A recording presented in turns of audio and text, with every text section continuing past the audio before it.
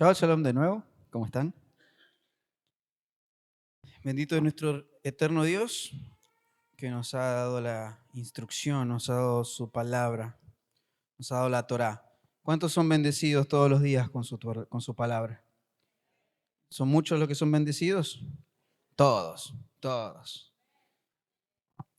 La conexión de esta semana, la última conexión del año, va a ser la que vamos a leer juntos en el segundo libro de Samuel, capítulo 6, versículo 1, hasta el capítulo 7, versículo 17. Repito, segundo libro de Samuel, capítulo 6, versículo 1 al 7, 17. Digo segundo y no segunda porque no es una carta, es un libro. Así queda raro que diga segunda de Samuel. Bueno, las cartas sí, podemos decir primera, segunda.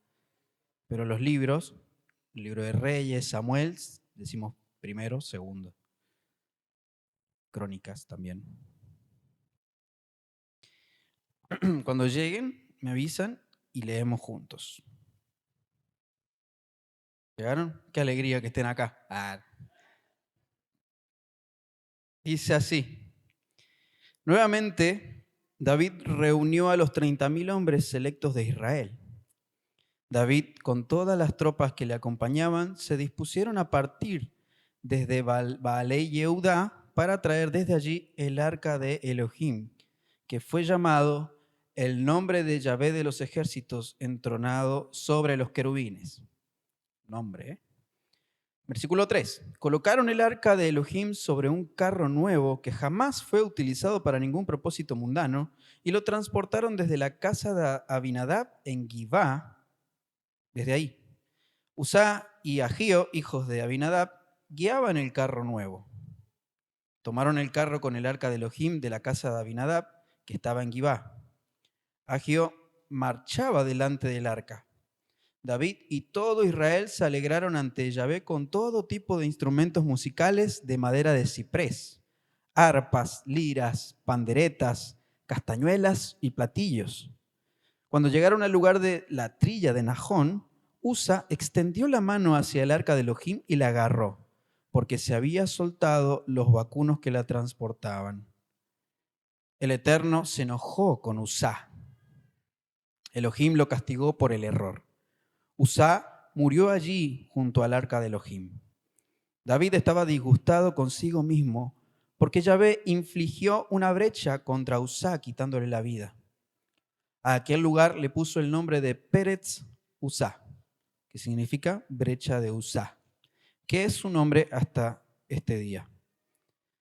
David tuvo temor del arca de Yahvé entonces y dijo: ¿cómo podrá venir hacia mí a Jerusalén el arca de Elohim? Entonces David no quiso llevar el arca de Yahvé a la ciudad de David. David desvió el arca hacia la casa de Obed-edom, el gitita. El arca de Yahvé permaneció en la casa de Obed-edom, el gitita, durante 3 meses. Yahvé bendijo a Obed-edom y a toda su familia. Le avisaron al rey David lo siguiente: Yahvé bendijo la casa de Obed-edom y todo lo que él posee a causa del arca de Elohim. David fue y llevó con alegría el arca de Elohim desde la casa de Obed-edom hasta la ciudad de David. Cada vez que los portadores del arca de Yahvé daban 6 pasos, él sacrificaba un toro y un toro de engorde. Vamos por el 14. David danzaba con todas sus fuerzas ante Yahvé. David tenía puesta una túnica de lino. Él y toda la casa de Israel llevaron el arca de Yahvé con sonidos de júbilo y al son del shofar. Resulta que cuando el arca de Yahvé llegó a la ciudad de David, Mijal, hija de Shaul, miró desde una ventana y al ver al rey David saltando y danzando ante Yahvé, sintió desprecio por él. Llevaron el arca de Yahvé a Jerusalén y la depositaron en su lugar, dentro de la tienda que David había levantado a tal efecto. Después, David ofreció ofrendas olá ante Yahvé y ofrendas shelamim, de paz. Cuando David terminó de ofrecer las ofrendas olá y las ofrendas shelamim, bendijo al pueblo en el nombre de Yahvé de los ejércitos. Luego distribuyó entre todo el pueblo, entre toda la multitud de Israel, hombres y mujeres por igual, a cada uno le dio un pan, una porción de carne y un barril de vino. Después, cada uno se fue a su casa. Tacita. Versículo 20. David volvió para bendecir a su casa. Entonces salió Mijal, hija de Shaul, al encuentro de David y le dijo con ironía: «Qué bien ha quedado hoy el rey de Israel exponiéndose incluso ante las esclavas de sus sirvientes como un infame cualquiera». Pero David le respondió a Mijal: «Lo hice ante Yahvé, quien me eligió a mí en lugar de tu padre y de toda su familia para ser el líder del pueblo de Yahvé, Israel. Ante Yahvé yo me regocijo y puedo rebajarme aún más, puedo humillarme a mis ojos, pero en cuanto a esas esclavas de las que tú hablas, seré respetado por ellas». Mijal, hija de Shaul, no tuvo hijos hasta el día de su muerte. Wow. Capítulo 7. Después de que el rey se estableció en su palacio y Yahvé le dio descanso de todos sus enemigos de alrededor, el rey le dijo al profeta Natán: «Mira, mientras yo vivo en un palacio de cedro, el arca de Elohim está en una tienda». Natán le respondió al rey: «Anda, haz todo lo que tengas en mente, porque Yahvé está contigo». Resulta que aquella noche la palabra de Yahvé se le reveló a Natán, diciéndole: «Anda y dile a mi servidor David, así dijo Yahvé: ¿tú quieres construirme un templo en el que yo more? Pues yo no he morado en ningún templo desde el día que saqué a los israelitas de Egipto hasta el día de hoy, sino que me he movido en una tienda y en un tabernáculo. En todo el tiempo que estuve con los israelitas, ¿alguna vez le planteé a alguno de los líderes de las tribus de Israel por qué no me construyen una casa de cedro? Ahora dile a mi servidor David lo siguiente: así dijo Yahvé de los ejércitos: yo te saqué del corral, de ir tras los rebaños, para que seas líder de mi pueblo Israel. He estado contigo en todo lugar a donde has ido. He cercenado de tu presencia a todos tus enemigos y te he dado un gran renombre, como el nombre de los grandes hombres del mundo. Estableceré un lugar para mi pueblo Israel. Los instalaré allí y allí morarán. No volverán a ser molestados, ni los inicuos los oprimirán como en los viejos tiempos. Y también como cuando puse jueces sobre mi pueblo Israel. Te daré descanso de todos tus enemigos. Además, Yahvé te hace saber que establecerá una dinastía para ti. Cuando se cumplan tus días de vida y vayas a yacer con tus ancestros, yo haré surgir a uno de tus descendientes y estableceré su reino. Él edificará una casa para mi nombre, y yo estableceré el trono de su reino para siempre. Yo seré su padre y él será mi hijo. Y cuando cometa una transgresión lo castigaré con la vara de hombres y con aflicciones de seres humanos. Pero mi benevolencia nunca se apartará de él, como si la aparté de Shaul, a quien quité de tu presencia. Tu dinastía y tu reino quedarán firmes para siempre ante ti. También tu trono quedará establecido para siempre». Natán le transmitió a David todas estas palabras y toda esta visión. Amén. Hasta ahí tenemos una conexión, una haftará maravillosa que muchas veces seguramente habrán leído, ¿no? O alguna vez se cruzaron con este relato acerca de Obed-Edom. Han escuchado una canción seguramente. Así como Obed-Edom, llevaré tu presencia a mi habitación. Algo así dice, ¿no? ¿La han escuchado o no? Sí, que no. La parashá de esta semana es tremenda. Lo compartía en el grupo de Genes, compartía un fragmento de una de las bitácoras del apóstol David, donde habla acerca del Sheminí, de lo que significa Sheminí, lo que es esta parashá específica Sheminí, que el apóstol también incluso dijo algo de lo que yo compartí en la mañana en el aula, acerca de lo importante que es lo octavo, lo mesiánico, lo sobrenatural, eso que rompe lo cíclico, ¿no? Eso que rompe con la rutina, por así decirlo.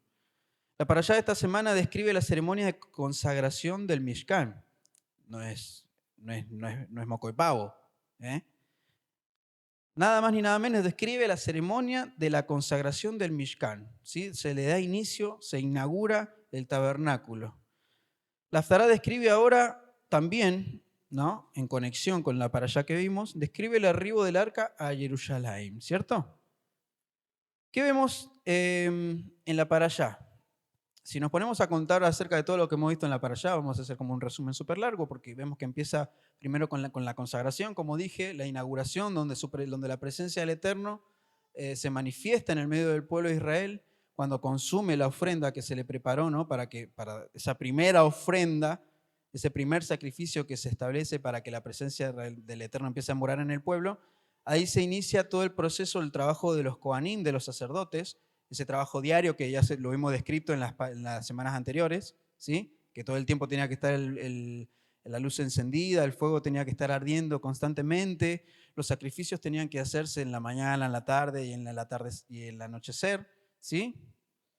3 sacrificios diarios, ¿lo vimos o no? Bueno, ahí arranca todo eso. Vemos también este suceso trágico acerca de la muerte de los 2 hijos de Aarón, Nadab y Abiú, ¿sí?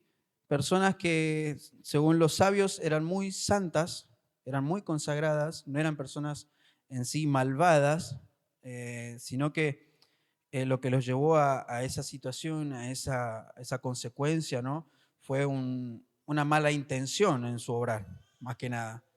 Perdón, no una mala intención, sino una buena intención, pero no lo que realmente debían hacer. Me corrijo, ¿sí? Ahora vamos a hablar un poco más de eso, porque ahí vemos una relación, no sé si se dieron cuenta, que pasó algo similar en la Haftará, ¿no? Se relata algo similar a lo que vimos en la Parashá. Sigo hablando entonces. Sigan viendo. La muerte de los 2 Kohanim, los hijos de Aarón, en la parashá de esta semana constituye una advertencia constante para todos nosotros, para todos los hijos del Eterno, para todo Israel, una advertencia constante de que las buenas intenciones nunca van a poder reemplazar la estricta obediencia en nuestro servicio al Eterno. ¿Sí? Por más que uno obre con muy buena intención, hay que tener cuidado, que es lo que el Eterno realmente pide de nosotros. ¿Sí? En una vena similar, Uzá murió por mano del Eterno cuando trató de proteger el arca. Fíjense que Uzá en ningún momento quiso correr el arca o algo parecido, sino que él solamente la sostuvo para que no se cayera. En un momento de imprudencia se olvidó de que el propio Eterno transportaba esa arca y que él no iba a permitir, obviamente, que se cayera. Si bien tenía buenas intenciones, Uzá se olvidó de la reverencia que se debe demostrar ante aquel cuya palabra moraba en el arca. En el arca estaban las 2 tablas, ¿sí? Estaba la palabra, la presencia misma del Eterno. Y cuando el rey David por fin transportó el arca a Jerusalén, vemos que él sí fue un verdadero siervo de la Torá y que se veía a sí mismo y a su poder monárquico como una responsabilidad más que un privilegio. Él lo veía más que nada como algo que él tenía que cumplir así a rajatabla porque sabía lo importante que era, ¿no? Precisamente, eso fue lo que no le agradó a Mijal, a la hija de Saúl. Pensó que David se estaba comportando de una forma indigna, como que estaba, ay, míralo a este, no le queda nada bonito. Pensaba que bailaba como un cualquiera, ¿no?, delante del arca. Sin embargo, esa era la estampa de un verdadero rey de Israel, según las leyes de la Torá. Y en virtud de su lealtad, David recibió su recompensa. ¿Cuál fue la recompensa que recibió David? Salomón puede llegar a construir el templo donde la presencia del Eterno puede morar, ¿sí? Esa sería la recompensa que él recibe. El templo que se habría de construir llevaría el nombre de... ¿De qué? Su nombre, justamente. Muy bien, perfecto. Déjenme que les comparta una cosita más. No la voy a hacer muy larga porque ya nos han dicho que no puede ser muy extensa la Haftará. Es una conexión, no es una enseñanza. Así que lo que nosotros estamos haciendo ahora es conectar, ¿sí? Estamos conectando lo que vimos en la parashá con la Haftará. Ahora hay una cosa muy, muy raro, ¿no? Se puede realmente mirar, y no lo juzgo. No juzgo que alguien pueda llegar a pensar, wow, qué fuerte, ¿no? ¿Cómo puede ser que tanto Nadab y Abiú como Uzá puedan haber fallecido a causa de, porque estaban sirviendo básicamente, ¿o no? Estaban sirviendo. ¿Qué pasó? Me imagino que se quedaron como, ¿qué pasó? ¿Qué pasó para Masai? Pero fíjense que estos dos episodios que por ahí generan duda, que por ahí parecen súper difícil de comprender, eh, tiene algo que realmente a nosotros nos tiene que llevar a observar, que es, como dije en un principio, es con qué intención nosotros hacemos las cosas. Es cómo realmente somos nosotros en nuestro interior al momento de actuar. ¿Nosotros actuamos por apariencia o actuamos realmente por obediencia? ¿Actuamos porque queremos que nos vean que actuamos de forma correcta o realmente lo hacemos por amor al Eterno? ¿Mm? Otra cosa que a mí me gustó mucho acerca de esta Haftará es ver la conexión que hay justamente con la Parashá, el tema del regocijo. ¿Sí? Fíjense que cuando la presencia del Eterno ya empezó a morar en medio del pueblo, esto está en Levítico 9, 23 y 24, dice, entraron Moisés y Aarón en el tabernáculo de reunión y salieron y bendijeron al pueblo, y la gloria del Eterno se apareció a todo el pueblo. Y salió fuego delante de Yahvé, y consumió el holocausto con las grosuras sobre el altar. Y viéndolo todo el pueblo, alabaron y se postraron sobre sus rostros. A mí hay algo que me gusta muchísimo, una cosa que admiro un montón, de tantas cosas que admiro de David, es ¿cómo se puede decir? Su esencia al momento, su esencia, su modo de comportarse delante de la presencia del Eterno. Era un adorador, era súper dotado en lo que era la alabanza, la composición, los salmos, ¿no? En los momentos de componer alabanzas para el Eterno. Y no solamente componía alabanzas para el Eterno, lo vemos acá en este episodio donde danzaba dando vueltas sin importar lo que pudiera llegar a pensar siquiera lo que pensara su esposa, ¿no? Eh, Fíjense que los códigos mismos de los secretos que vibran en la Torá, el fuego proveniente de lo alto demostró cómo el Eterno ya estaba complacido con la obra de sus criaturas acá en la tierra, ¿no? Cómo él se dio cuenta, cómo el pueblo se dio cuenta que el Eterno ya estaba complacido con sus sacrificios, con ellos, cuando el fuego descendió de lo alto y consumió ese sacrificio. Cuando el Eterno creó el mundo, su gloria llenaba toda la tierra. ¿Ustedes sabían eso? Lo vemos, ¿no? Lo vemos en la Torá. Provocando una grande, una profunda, una ilimitada alegría en todas las dimensiones que existen. Los errores, también de la primera humanidad, tanto de Adán y Eva, originaron que esa gloria se alejara de este mundo físico. Sin embargo, esa dimensionalidad de alegría celestial volvió nuevamente a la tierra cuando se estableció el Mishkan, cuando se estableció ese tabernáculo, ese santuario en el desierto. Desde ese modo, la alegría volvió a la tierra, básicamente. Es por eso que la Torá dice, en referencia a la iniciación del santuario, que el pueblo vio y entonó una canción de alabanza. El pueblo vio y entonó una canción de alabanza. Eso lo dice en el hebreo original. Porque la alegría había vuelto al mundo. La alegría volvió al mundo con una intención, con una razón, con un objetivo: restaurarlo. La alegría restaura. La alegría restaura al mundo, a su diseño original, para que ellos fueron los que prepararon en cierta manera el momento en el que Mashiach se iba a manifestar, iba a elevar toda la creación al Eterno como nuestro Padre Eterno, ¿no?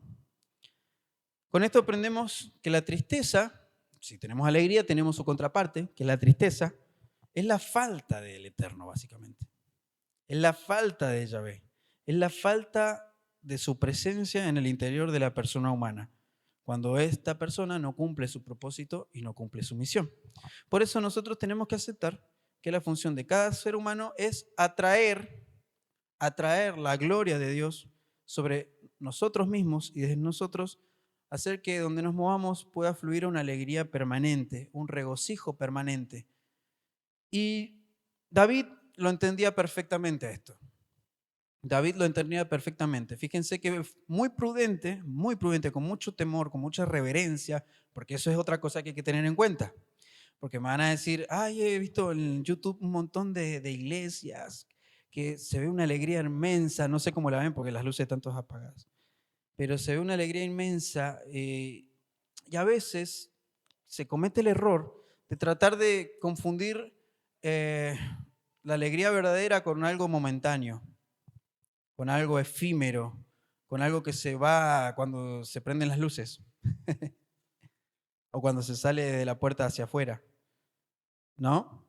Porque no se puede salir para adentro, se sale para afuera. Anótenlo. Fíjense, hay que tener mucho cuidado.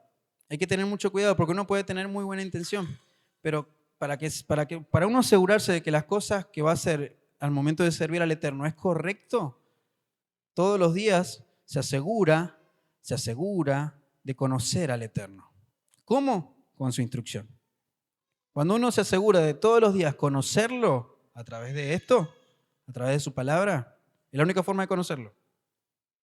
Cuando uno se asegura de eso, obviamente cada accionar que tenga lo va a hacer de acuerdo a su voluntad y no va a tener consecuencias tan graves. No estoy diciendo que te va a caer fuego del cielo y te vas a morir. No. Pero fíjense que hablamos de la pureza y la impureza esta semana también, y seguramente la vamos a ver más adelante, en la semana que sigue. Impureza no es lo mismo que pecado. ¿Sabían ustedes, no? Impureza no es condenación. Que uno sea impuro no significa que está condenado. Significa que es necesario que esa persona que está impura o ese objeto que está impuro es necesario que se vuelva a reconectar con la fuente para que sea puro de nuevo. ¿Sí? Yo hasta ahí quiero llegar, no me quiero extender más, perdón, pastor, pero como para darle un cierre a esto, quiero que nos centremos en realmente cómo nosotros debemos movernos cada día, ¿sí? Para que justamente podamos transmitir alegría y que esa alegría haga que la gloria del Eterno pueda entrar a este mundo y poder elevar todo lo que nosotros hagamos, toquemos a las personas con las que hablemos, poder llevarlas a Él nuevamente, ¿sí? Hasta ahí nomás. Espero que haya sido bendición. Shalom.